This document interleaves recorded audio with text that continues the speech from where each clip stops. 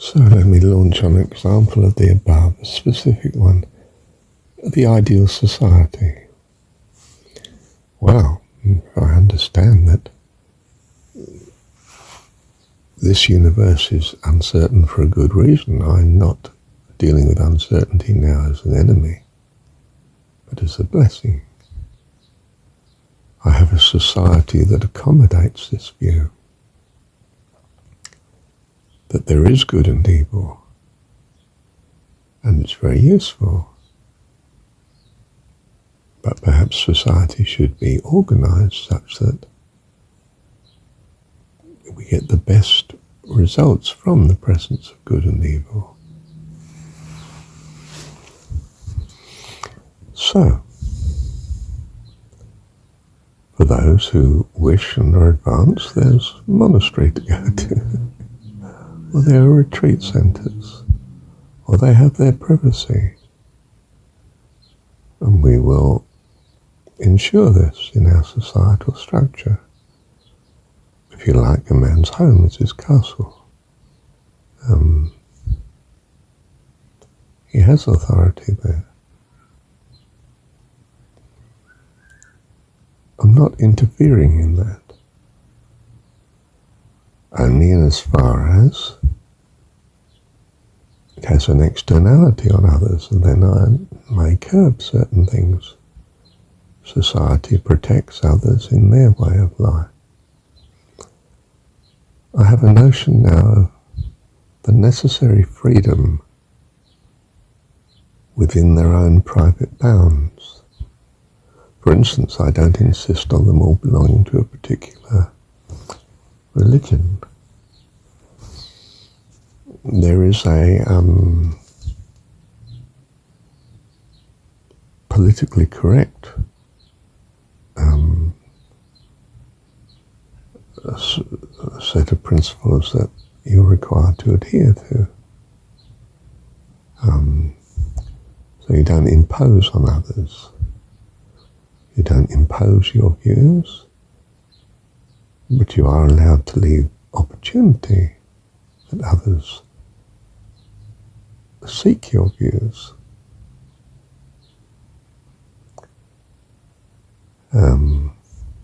So I can't shout in the street because that imposes my views. But I can stand there, and people who want to talk to me can. And those who don't, I don't have the right to accost them and stop them.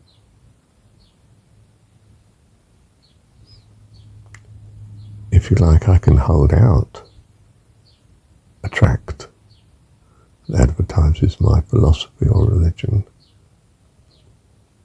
but I can't sort of corner you and force you to listen, or shout it at you with a loudspeaker. Do you see? I mean, trivially, some people want to keep pets. Fine, but the neighbour doesn't. The neighbour doesn't want to hear your dog. You can't have a dog that barks loudly and aggravates the neighbour. You can't have a cat that wrecks his garden. Oh. So we arrange to have towns or places of living where you can have a cat. Your neighbour doesn't mind cats, or has a cat himself. Do you see? We start to find ways of organising society such that you have a freedom to experience your way of life and to choose others, but it's not imposed on you.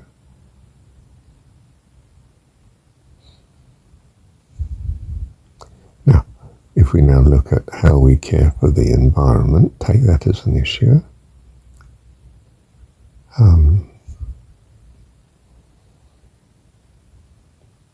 Breathing doesn't seem to affect other people's environment too much. So we accept that you're going to be breathing. But driving a car, perhaps that damages the environment. There's an externality to others that you're willing to accept, but others aren't. Not if a lot of others are going to be driving. So we discourage such. We put a tax on fuel that reduces at least the total level to something acceptable to at least the majority of us.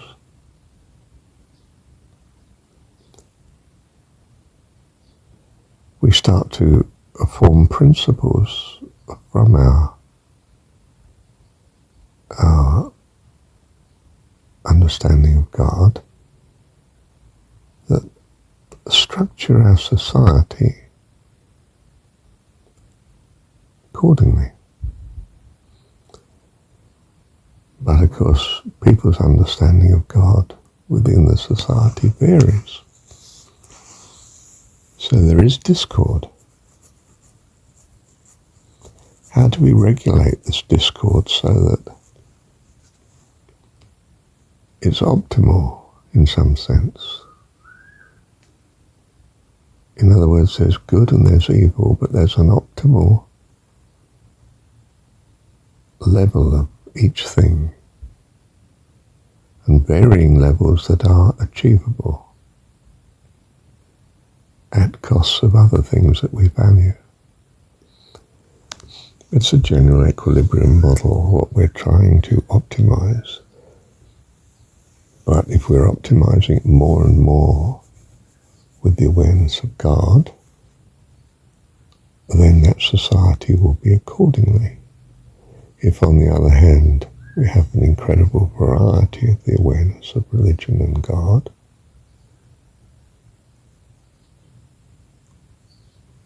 then the society will be stricter in trying to cope with the chaos.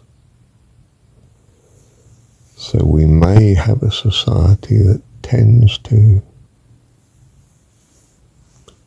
encourage a unity of belief, whatever that unity turns out to be.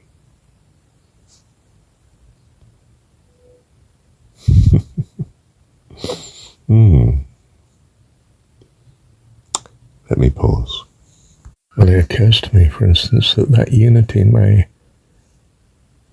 be more strongly imposing, but on fewer fronts. In other words, there's a compromise with the, if you like, amazing mix of extremes of good and evil.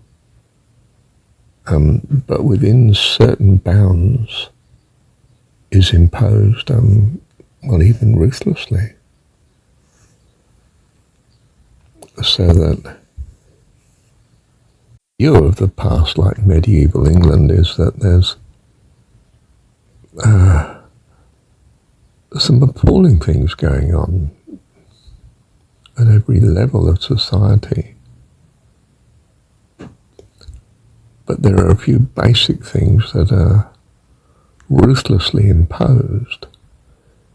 You know, you're killed for stealing a sheep. You can, in some societies, die of starvation, but not steal. No matter how unpleasant your neighbour is to you, you can't kill him. If you do, you're hanged. Times when society insists you go to war to defend you from an enemy. If you don't, you're shot as a traitor. The officer carries a pistol and he'll shoot you if you don't go over the top from the trenches in the First World War, if you don't obey his command. It might be that society imposes on you, you must be of the certain religion of that society, as declared and adopted by the emperor. You do it. All your pagan priests become Christian overnight. supposedly converted. Inwardly, the country is not suddenly all Christian this morning,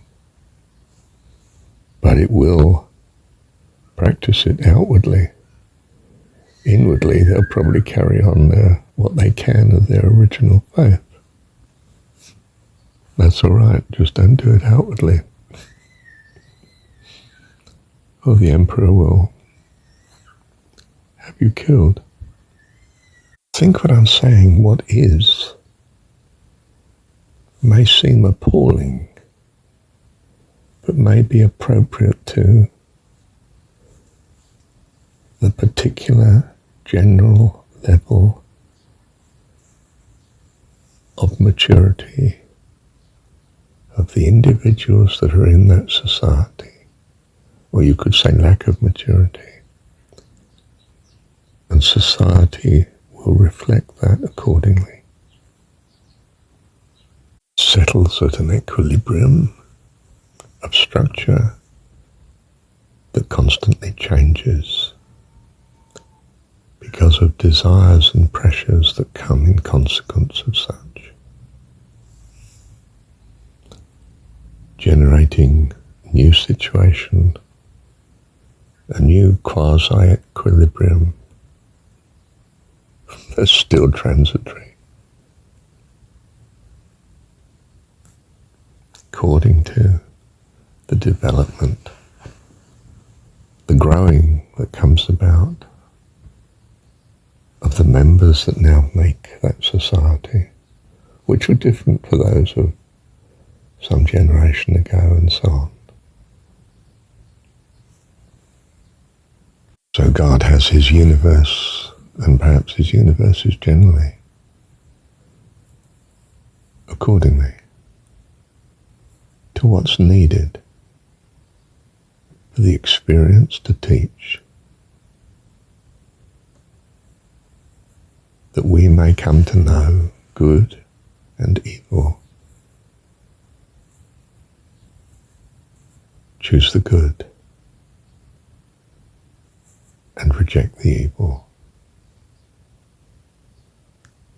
as regards our values and who we are, who we become as children of God. Thank you, Dad. And you may say, of course, what about the ruthless dictator that seizes the helm and imposes his particular view on the others because of some engineered position of power, as we see it? Yes, I agree. Society may not be godly. I suspect if there's a godly number of people within a society that have a certain view, it will tend to keep in check the possibility of such people. And such people will be very unstable in as far as they do seize authority. The tyrants are eternally struggling with the fact that everyone around them wants to kill them. It's not an enviable position in many ways. And all societies are transitory. Civilizations come and go. Dictators come and go at an alarming rate sometimes. May come a consensus in society that starts to breed the values that weigh against such chaos and uncertainty. We see something like the ruthlessness of a communist society does change. Who would have thought that the Soviet Union would crumble from within? Albeit with the cost of defense sapping the country's resources, of course, but who could have envisaged that Chairman Mao, 100 years later, would be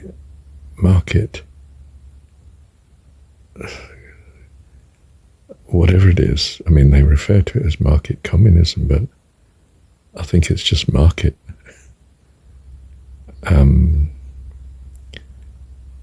It's a centrally controlled market economy. How's that for a contradiction? But it's been prospering rather amazingly, hasn't it? I don't mean it's necessarily the sort of society I would dream of wanting to live in, but I am impressed by the extraordinary changes that are possible from, I would almost say, especially the most dictatorial regimes. I mean, Ashoka, in the historicity of India, astonishing chap who conquered, all of North India, and suddenly is the herald of Buddhism. And ahimsa. Staggering. Oh, ahimsa is harmlessness, because of his experience of his appalling victories in terms of the cost of suffering and death and lives. Yes. Stepping back from all this, I would want to say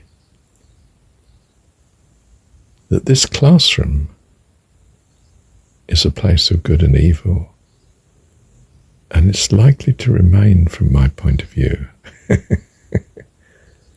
Because I think it is doing what God has it doing, which is bringing us to spiritual, or at least progress, if not maturity. Our entire maturity may be at other levels. The astral level, if you like, the causal level. And either in this or in universes suitable for such experience. And perhaps they not only dwarf this universe in size, or this period of our development, in importance, in growth, spiritually speaking. Well, anyway, it's conjecture. But it is the conjecture that I tend to hold in the uncertainty in which we dwell here. Thank you, Dad.